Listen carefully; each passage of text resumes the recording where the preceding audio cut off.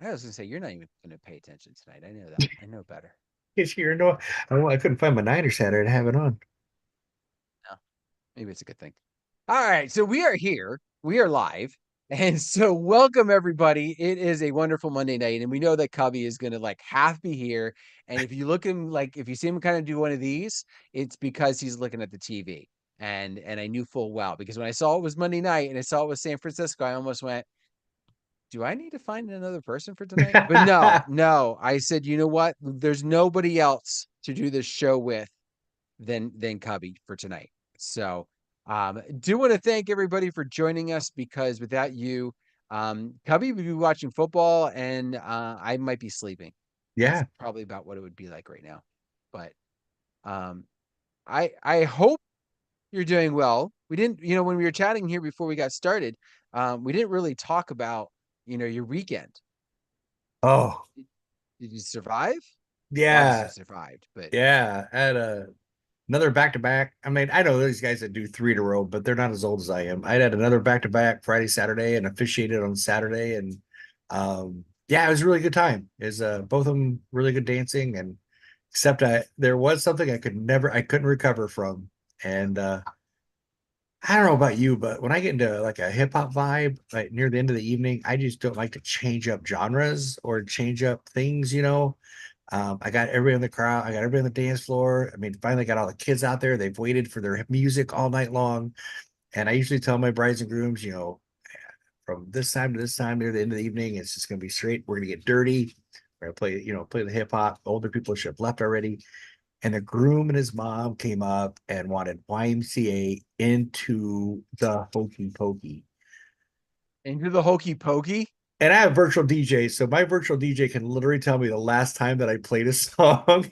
And Yeah. the last time I played the hokey pokey was in 2004. I kid you not. I shit you not. The last time I played the hokey pokey was 2004, and I Yeah, could John's not not. here. You can use your language. It's Okay, okay.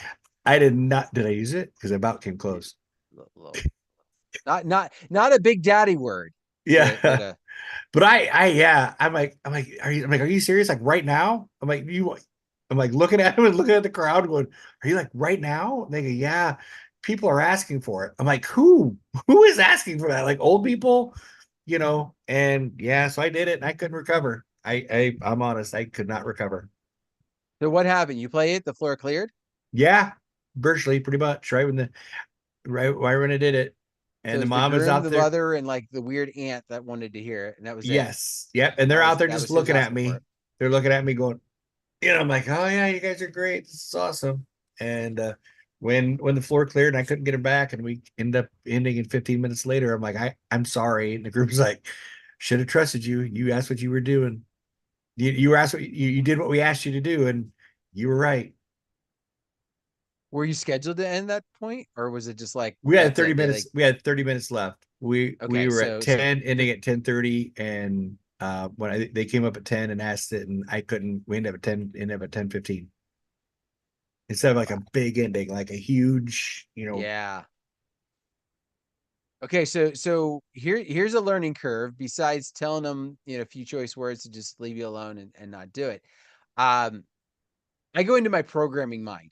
Okay, so I studied under some different radio programmers, and one of the things that they said that I try and live by is to never. Now I don't think they do this anymore based upon what I've heard, but to not put a slow song at the top of the hour or the bottom of the hour, like spot on, because if you're not the type of person who's going to actually get out and dance to said song, you will look at your watch and go, "Oh, it's time to go home now."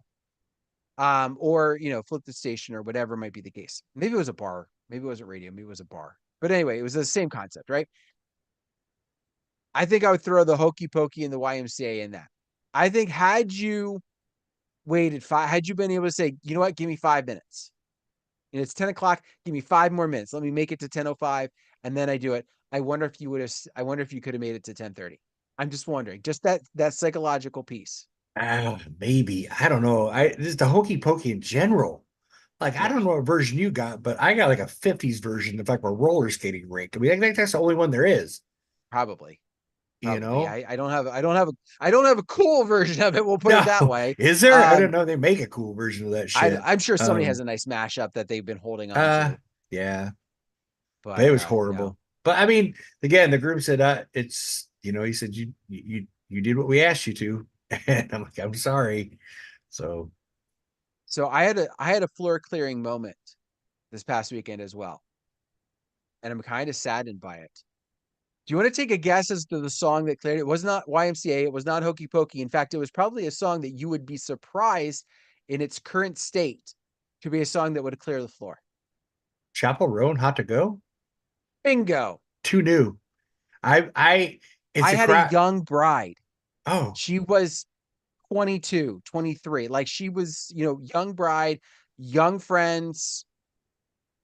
I play it. I hear, what? And then I like walked off the floor. Now, I brought him back because Chapel Roan, I don't know if Hot to Go is technically the speed, but it was showing 140 on my BPM. So I went in to crank that and I brought him back. But I was shocked at the age of this group that I did not at least get a few on the floor, that it actually kind of went the opposite way. I, I've had that hit really hard, and I've had that hit medium, but I've never cleared a floor with it. Yeah. Like it's usually, it's kind of like the new YMCA. The It is. HOTTO. You're doing the same Yeah, motions, right? Yeah. yeah. Um, yeah. And I will say this, I want to give Chris Washburn, DJ Washburn, a little shout out because it was actually because of him that I decided to give it a shot. He's been having a lot of fun. Him and Tori V have been having a lot of fun just playing around with different ways to transition to the song, right? Because it has the 5, 6, Yeah. 5, 6, right? So you've got that counting aspect, but it doesn't start with 1, 2, 3, 4. But there's so many songs out there that do 1, 2, 3, 4. So I did. I mixed it with, well, I didn't mix very well because she starts out kind of slow with the 5, 6. But I came out of Pitbull, Cali Ocho. All right. And it's like 1, 2, 3, 4, and it was like 5, 6, 7, 8, and I was like, "This is awesome!" I had some fun with it, so I do want to give him kudos because I think it was good. I think had it been a different crowd, whatever. But yeah, no, it just That, it was not good. that's just shocking. That's kind of, like I said, I've had it like really go off hard, and I've had it with medium reception. I mean, kind of like, is it too new? Is it too new for them? I don't know. And I had held off for the longest time for that reason, right? Like it was, and maybe it's the station. Like I listen to Sirius XM a lot to kind of figure out what's going on, and they played it a couple times, but they really haven't been playing that one.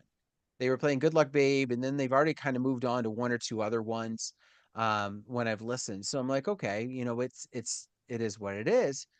Maybe it's too new, maybe it's not strong enough. But then I'm seeing like videos from multiple DJs, but a lot of them from Chris, where he plays it and he gets this huge response, and not just that, like one was a college dance. Okay, I get that, but a lot of them are weddings, and I'm like, right, let's give it a shot. Maybe I'm missing something, but either and very again, very well possible that maybe it was just this particular crowd that did not want that.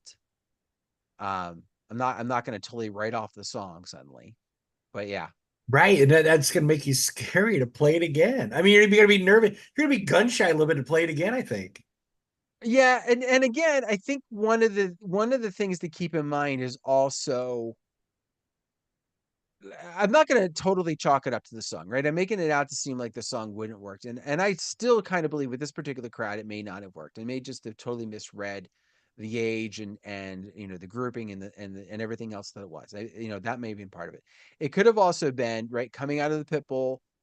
That's a 2000 song. If I'm kind of in that vibe for a little bit and suddenly I go new, it's kind of that left turn. And if your group is not a group that's going to respond well to a left turn, there could have been that. So I'm not going to 100% play it off to that, but will I do it this weekend? I don't know. But here's the other thing. I know that because it comes in at 140, I've got some options to get ready to get the heck out of it if I need to, and rather quickly. So I think that's what I'm going to focus on is the opportunity to get out of the song if I need to, and kind of go from there. And I feel it's a short enough song too. It's not very long. It's like a 2 minute or Oh, I wasn't even going to play the whole thing. yeah. Well, I mean, had it worked well, then I may have. Um, but I think by the second chorus, I was mixing out.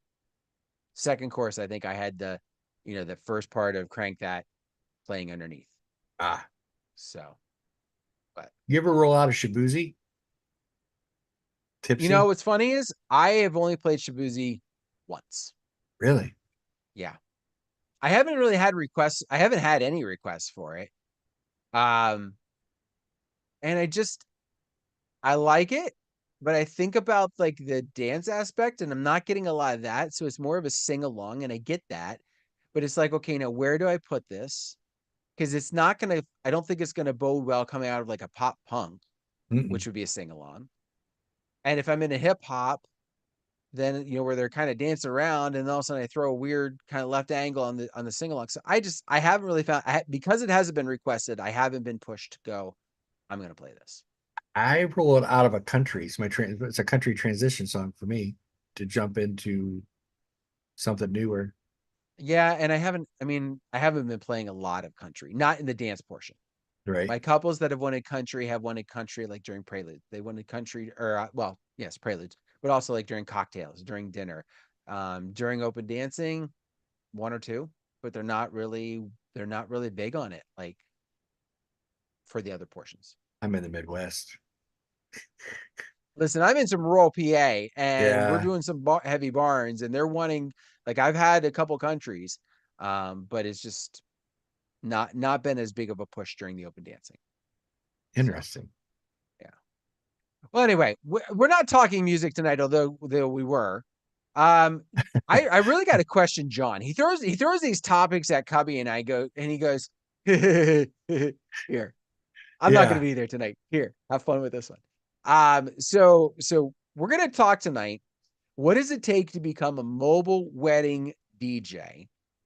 And to kind of add some clarity, because we kind of asked him too. We're like, John, like I get that, but this show's not 2 minutes long.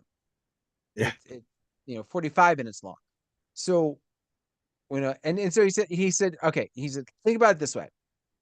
We're gonna talk about what you think need to be the bare essentials, what needs to be kind of what you need to have if you're getting started. Let's say you stumble upon this video and you actually listen to Cubbie and I for the first, chunk of it, and you're still around. Thank you. Um, what do you need to have to get started? And then we're going to talk about the other side. In other words, what makes you better or above average, of a wedding DJ, of a mobile wedding DJ. And we'll see if Cubbie and I disagree on the second one, although I have a feeling we'll probably agree more than we will disagree. But let's just start with some of this bare essentials. All right, Cubbie, give me a bare essential that as a mobile wedding DJ, you need to have.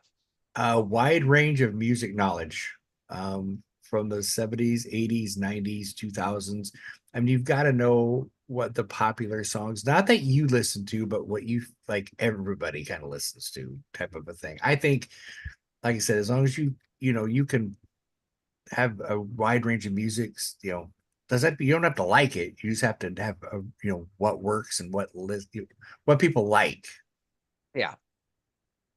Um, yeah, and you kind of stumbled on, or not stumbled something, but you mentioned knowing what they like. So that needs to be, kind of some music knowledge that you kind of got to realize is it's not what you want to play. It's what they want to hear.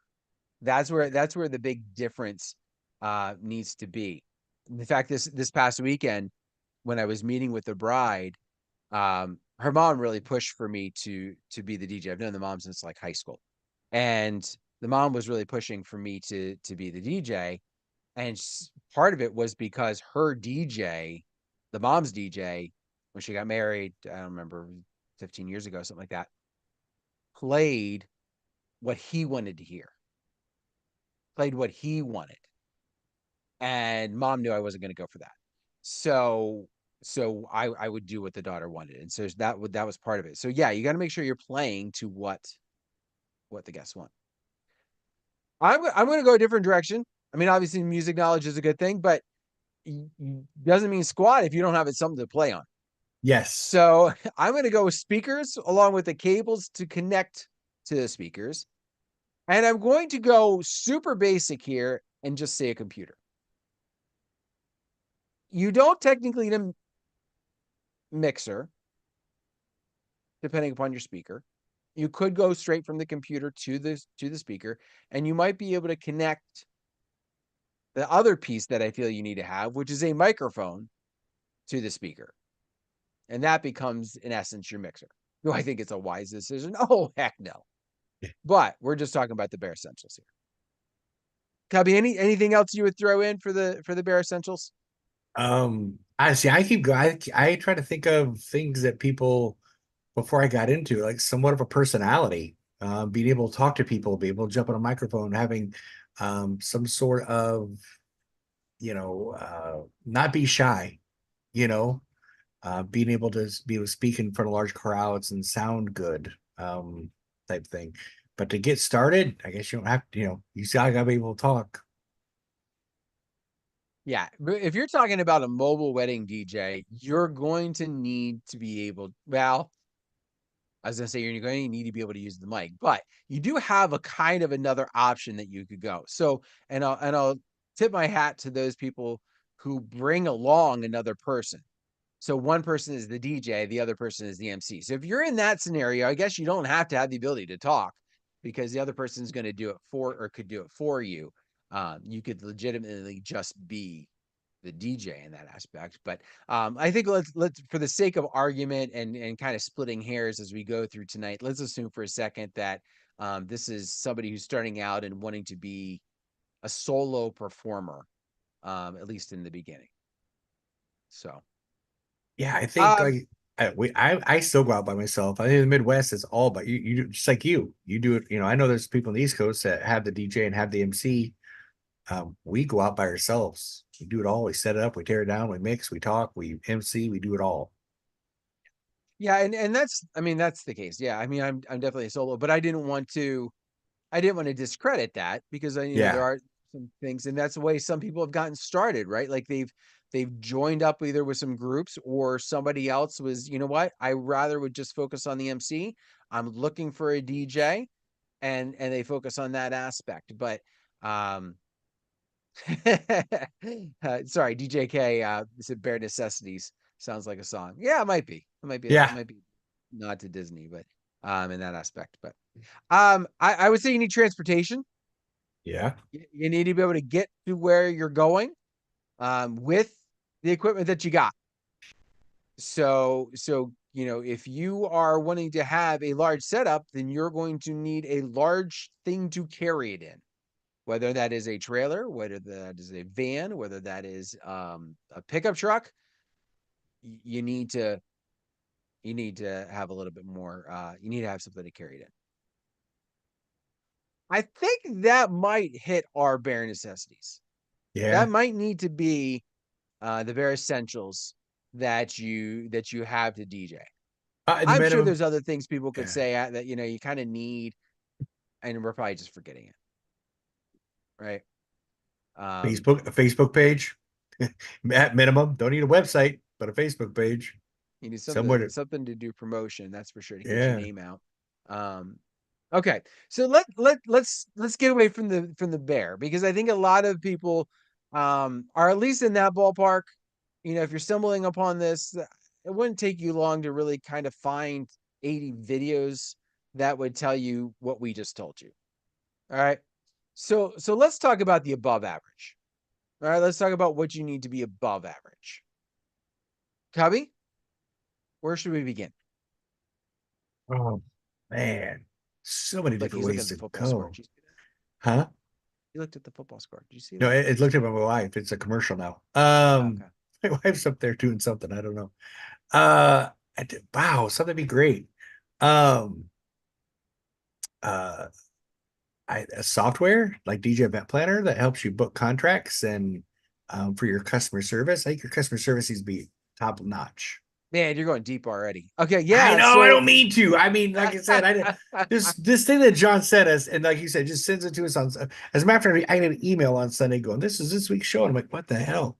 You know, and I'm like, "Where are we going with that?" So yeah, I don't know. I'm thinking, so yeah, no, that is going to be helpful, right? A CRM, a client resource management system, something that is going to help you. Event Planner is something Cubbie and I both use, and we're big proponents for. There are other ones out there, obviously, but I feel like that's because it's been around so long.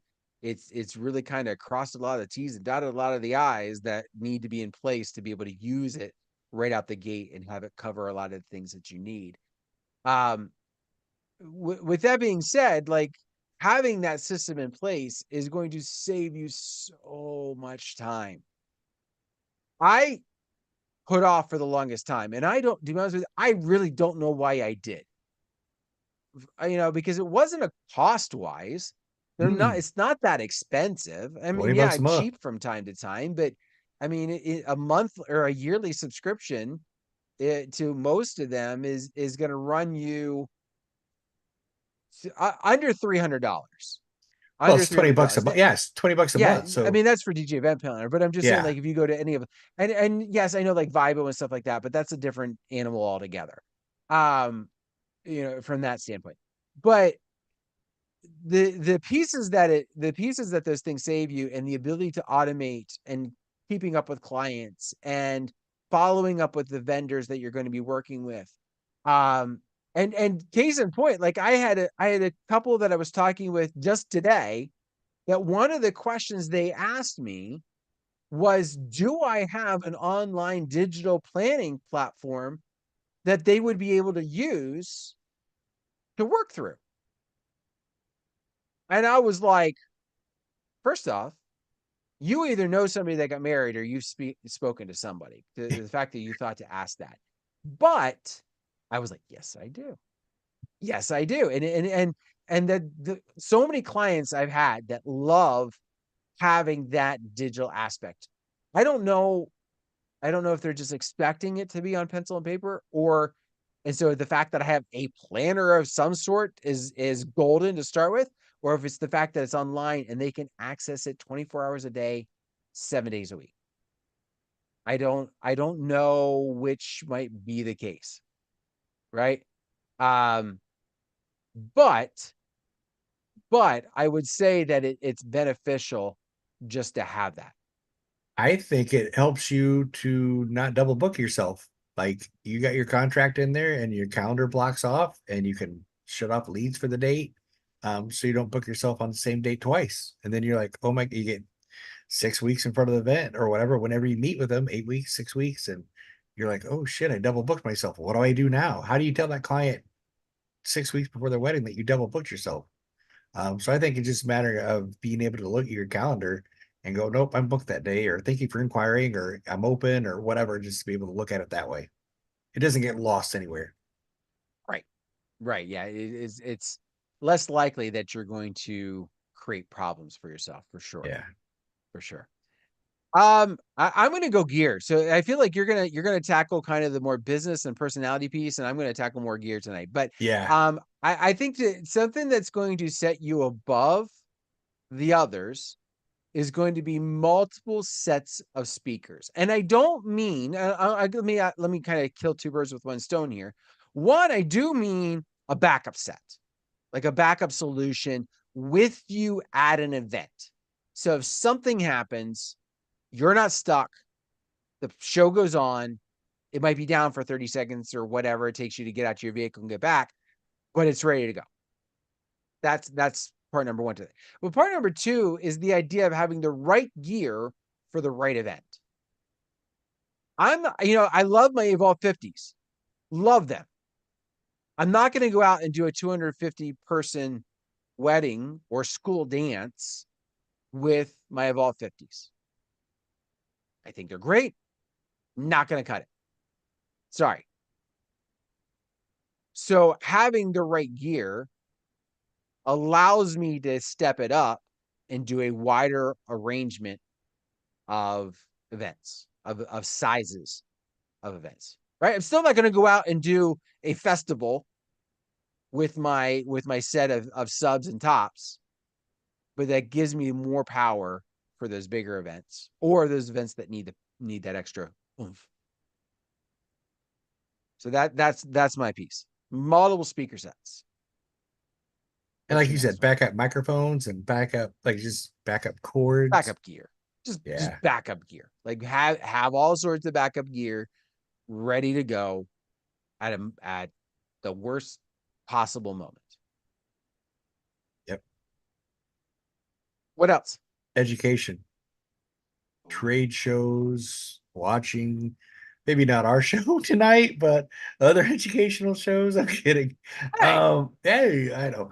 But yeah, as much as you can soak in and then apply what works to you or for you in your market. And that's a big thing. Not everything works in everybody's market. So knowing what works for you, but knowing that you could do it if you had to, it change up or whatever. But I think education's huge, and mic training classes if you can get to them, or anything that's available. Any trade shows you can go to that might be local and you can get education off of. And there's thousands of resources, like you said, through YouTube videos with some great people. absolutely, absolutely. And the thing that I would step kind of up a little bit, just like kind of the philosophy of buy one cry once when it comes to like your equipment and I realize when you're first starting out you don't have the funds to maybe do that, but if you can, like, I would make sure that you've got the ability to kind of spend on that. I would do the same for education. I would do the same for education. It's great to be able to have the free stuff. Like, we love everybody that tunes into us and doesn't have to pay a dime other than to us to be able to be a part of this show. And those of you that are in the chat, those of you that watch these after the event, that give us feedback, because hey, you're out walking and you listened and then you tuned in and said, hey, that was very cool, or can you explain this? I don't understand it. We love the fact that you're willing to do that. However, workshops, hands-on events, those types of things typically cost. And so that's why those types of things are typically more expensive or are typically better because there's a cost involved and the people put forth this effort and they make it. Um, I can't, the trade shows, there's so many across the country. There's local ones. I mean, the Northeast, I mean, there's now a Pittsburgh one, like where I'm at, there's a Pittsburgh one. You've got DJX in Atlantic City, you got Harvest of Sound up in Boston area. Robbie's got Arms DJ down in Tennessee. You've got MEX out in Las Vegas. You've got Marquee. I was gonna stick in Vegas for a second. Ah, Um, Wedding MBA. MEX and the Photo Booth Expo. Yeah, that was what I was thinking of. Wedding MBA. That was the one that's going to be out there. You've got Marquee in Chicago with KC. You've got Midwest DJs Midwest Live. DJs Live. Um, and I'm sure there are other potentially local ones that are somehow not on the radar for us because we're not near those areas. Like for example, the Pittsburgh one, I knew about that one because I'm in PA, where Cubbie may have heard about it, maybe through the grapevine, but probably didn't. So I'm going to guess that there's some like that, possibly in California, possibly in New Mexico, possibly in Texas, that we're not anywhere near those, so we're not hearing it. So be a part of those events. You don't have to do every one that's under the sun, but be a part of those events and go in with the open mind to be able to learn something. 100%. I agree. I agree. We're not disagreeing yet. I don't know if No, we're going to disagree tonight or not. I don't think so. Uh, possibly. So earlier in the basics, I didn't say anything about a controller. To be above average, I believe, and I'm going to mix controller slash mixer into this. I think it's better to have a controller. You can, I know some people that can mix with the mouse. I'm not saying you can't. I just feel like it opens the door for a lot of options there when you have the ability to mix your music, and you don't have to be a club DJ. You don't have to sit there and go wiki wiki and scratch, but you have more control of being able to put the songs together. And case in point, you can get yourself out of a bad situation like I had this weekend where a song bombed and you go, all right, I'm going to get out of this. I can mix out of it. I don't have to suddenly fade and make it seem like I'm abandoning it because it flopped. I can make it seem like I'm getting to the next song because that's what I'm going to do now. Right. So having a mixer and knowing what the buttons do. I'm not saying you have to use them all. I'm saying you have to use them all, but knowing what they do. Yeah, in case one of them gets bumped or something like that, and it's got a talk over, and you don't want the talk over on your mic, and you're like, "How do I turn this off?" You got to be able to know how to turn it off. Well, and I'll even add, like we used this last week as an idea, the idea of stems. Like Yeah, when you're doing like sing along type of things and you want to drop the music out, you don't have to bring the fader down. You can just drop the vocals out. If you don't know how to initiate the stems, like you don't have to use it for mixing, but if you're not using it for that, like there's an easy way to use it and make use of it. So, all right, what else? and I What think else I did you think I say? think a controller, like I said, also gives you. I mean, when people think of a DJ, they think of clubs a lot of times, and they look at people that had either mixes with vinyl, or it just has this vision of not somebody sitting up there with a laptop and a small mixer trying to and let it autoplay. That's really basically. There's a company here in my local that they literally just set up a mixer, a 4-channel mixer, and a laptop, and they let it autoplay, and they have preset playlists. And I'm like, I guess you can call yourself a DJ, but I call it a glorified iPad. I'm a very expensive jukebox. Yeah. And that's what I feel like that style is. And I'm sure there are people that are listening that go, that's my style. I play from song to song and my clients pay for it and they love me. And we're not here to necessarily argue Mhm. or whatever. Because obviously there's a market for everybody, because if you're getting work, then your clients must like it. There must be clients out there that want it. Um, but I'm with Cubbie where, it's oftentimes there's an expected look that people are wanting. And I think some of that comes into play with the equipment for sure. What do you got? What else do you got? Oh man. Um, I made a list. I was good tonight. I made a list because I I was was afraid I going was to, gonna. but I had a lot of stuff to do. I had meetings today, a Yeah, couple yeah, planning yeah. meetings. Yes. I would have to say a little bit of business sense. Treat your DJ business as a business and not as a hobby.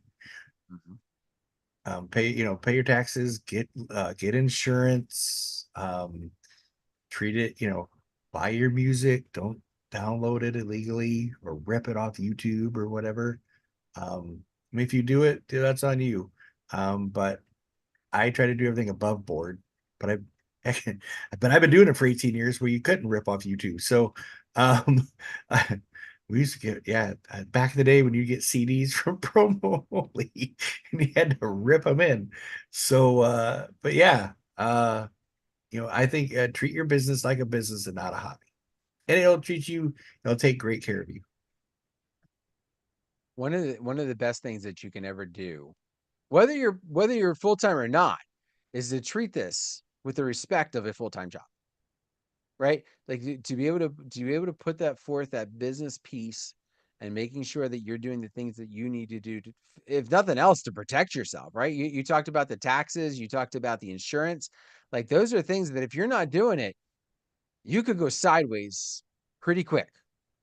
Um, and especially if you're not treating it like a full on business, there's nothing to protect your family, to protect your stuff, because you're not taking the steps to do that. Um, so I would stress that it's important to have those things, as aggravating as they might be to pay, as frustrating as it might be to pay. And I have a case in point. I've got a window, actually a browser window right now, sitting for a song that my couple wants for this weekend, and I don't want to have to buy it because it's T Carter music. No. And for those of you, yeah, as soon as I said it, Cubby was like, "Oh, I know who this is."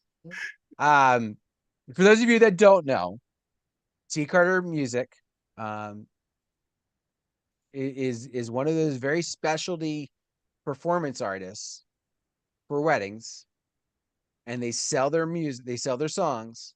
But you're not getting it for the Amazon $1.29. I've seen him everything for $5 to $10 for a song. And they'll also send you the sheet music and everything else. But I don't need that. I just yeah, I don't need it either.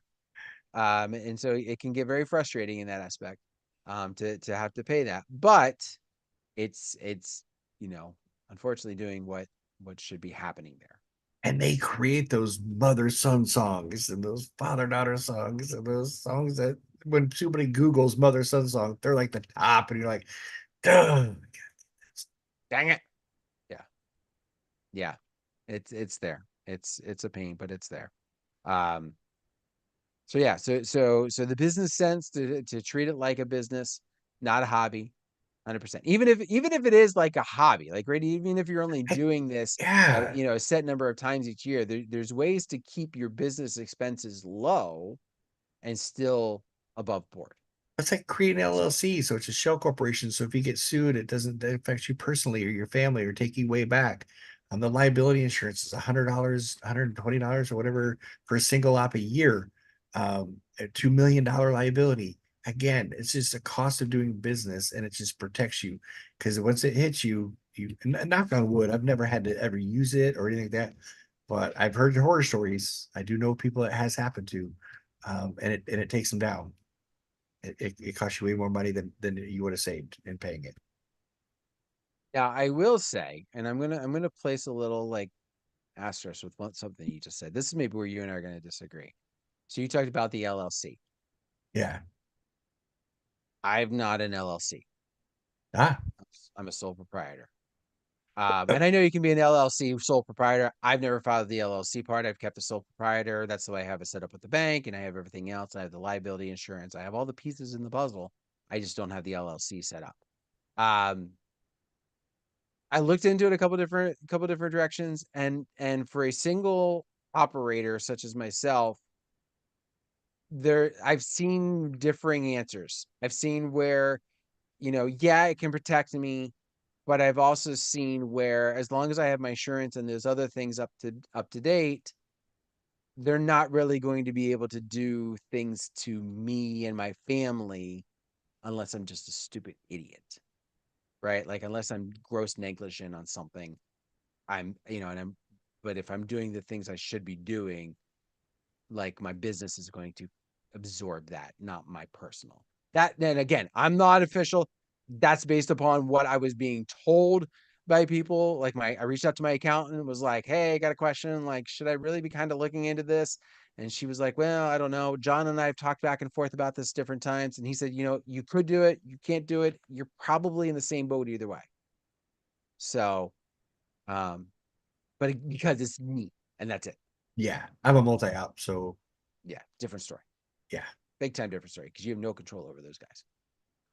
Man, they one of the More edges ways than one. speaker. Yeah.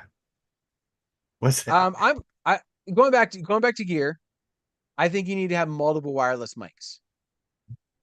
Now this could be this. I was hoping you're going to disagree on me on this one. Why? Um, I'm a big proponent of at least two wireless mics for a reception. Right now, some of it goes into that whole having a backup. And I've seen some DJs who have like a wired mic that they have on either a gooseneck or attached to a stand next that's part of their system, something like that. So they don't necessarily need another wireless microphone there because that microphone doesn't go anywhere. And when they step out, they use their wireless mic. Okay, I get it. I'd rather have if I'm going to have that gooseneck setup, I'd rather have a wireless mic on it because, and I'll use where this has come in to help me. I don't even know what happened. I gave a couple the wireless mic that I use for my clients. Handed that to them. I had mine. Do my introductions. They go to talk. I'm looking. I have my mixer. Everything's good. Everything's open. They go to talk. Nothing's happening. Just that. I'm like hit the button like twice. The heck? So I just walked up. There you go. Took it back. Gave them that. It gave me while they were doing their speech, it gave me 20, 30 seconds to mess with. I don't even remember what was wrong. I still don't know. I probably knew at the moment. I don't remember to this day what it was. But it gave me an opportunity to make that switch.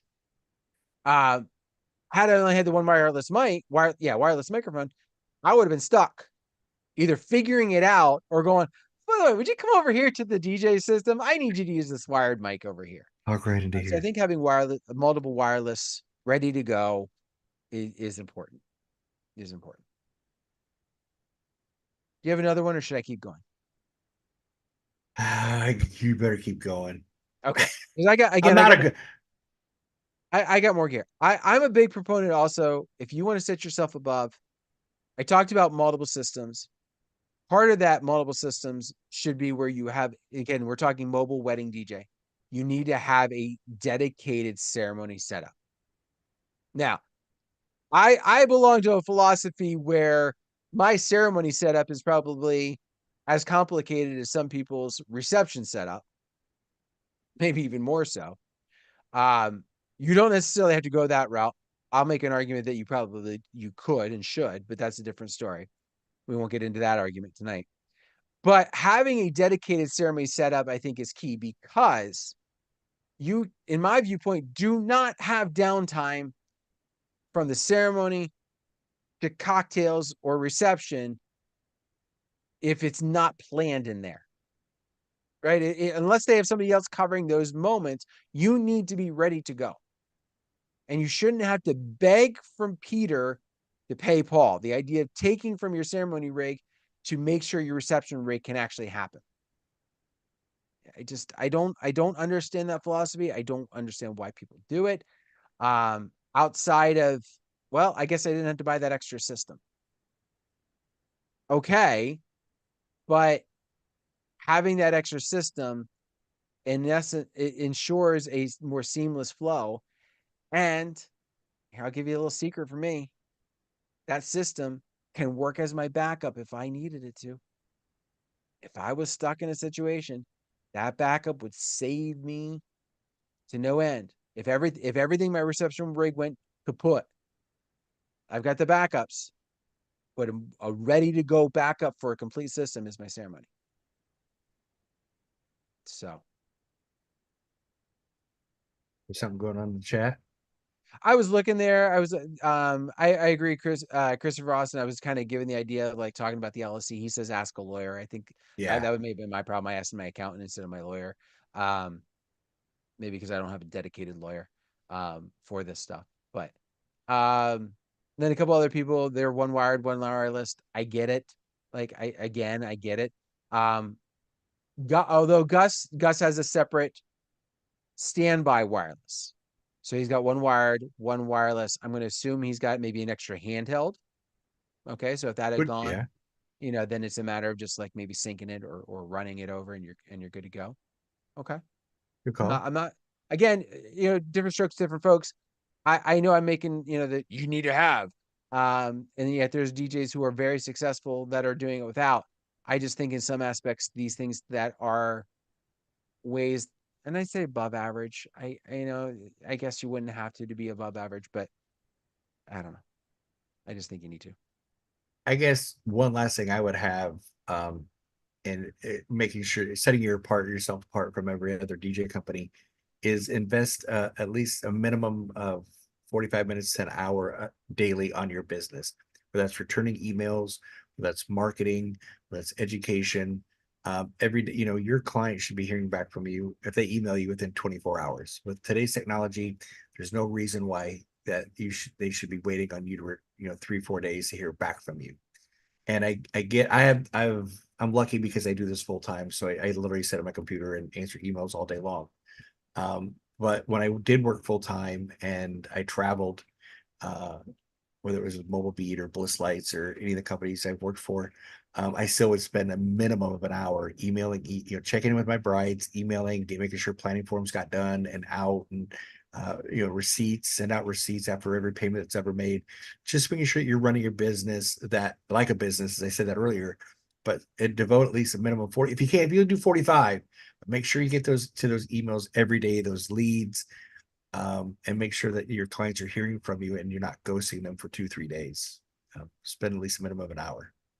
And I would throw it out that if you're only going to be able to do return emails or whatever within a very small window, Like if it's you're gonna sit down for 45 minutes every night and it's between 7 and 8 p.m. or something like that.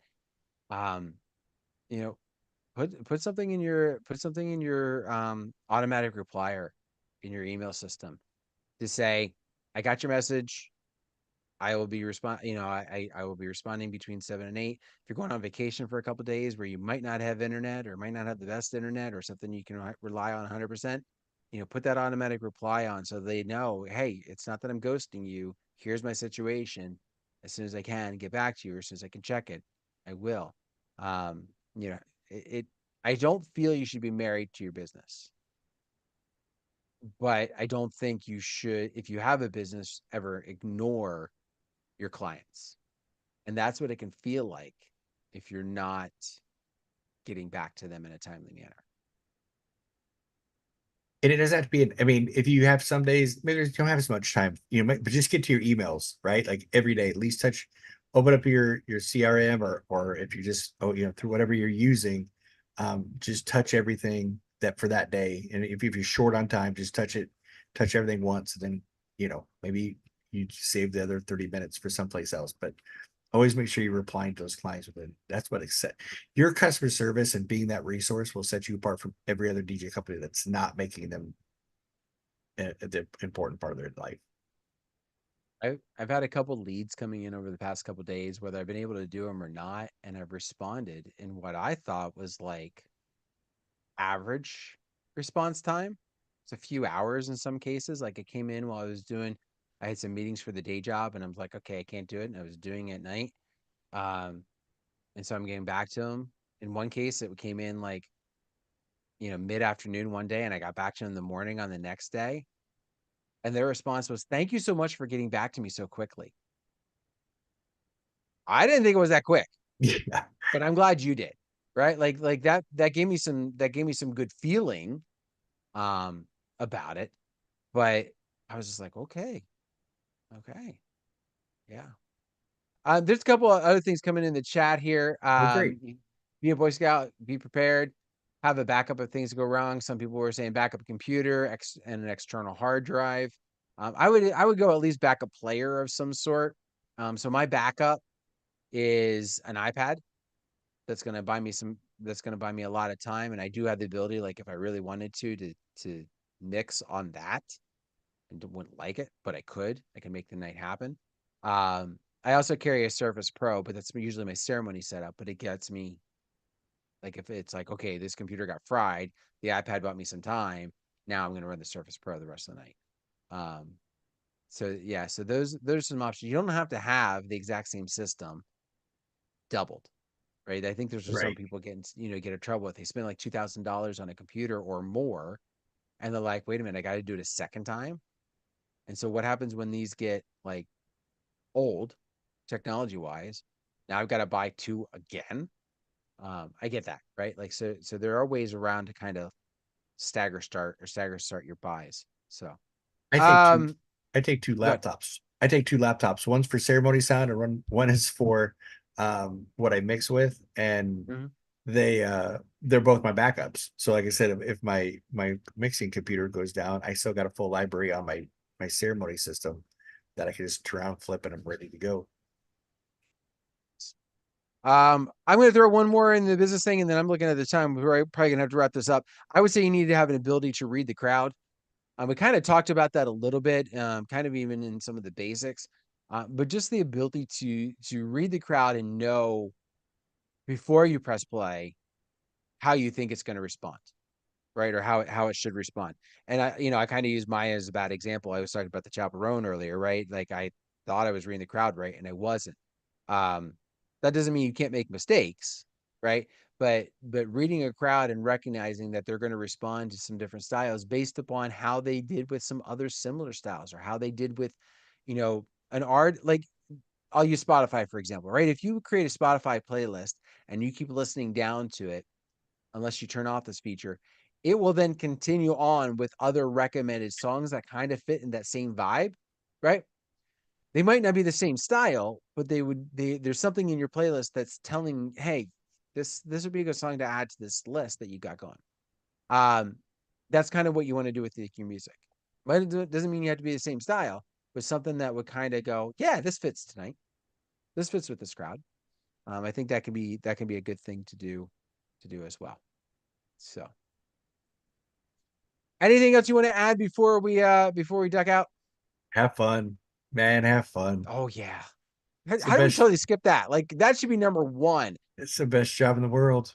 It's a It party is. every Saturday night. Some are better than others, but there's still a party every Saturday night.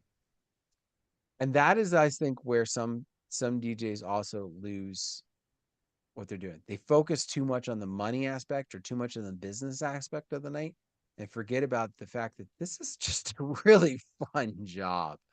It really is. Like they pay me to do this. Yes. Yes, they do. I pinch myself. Don't do that. That hurts. Well, somebody's got to pinch my butt, so I figured it's got to be me. Fair enough. Fair enough. I really don't want to go there tonight. Okay.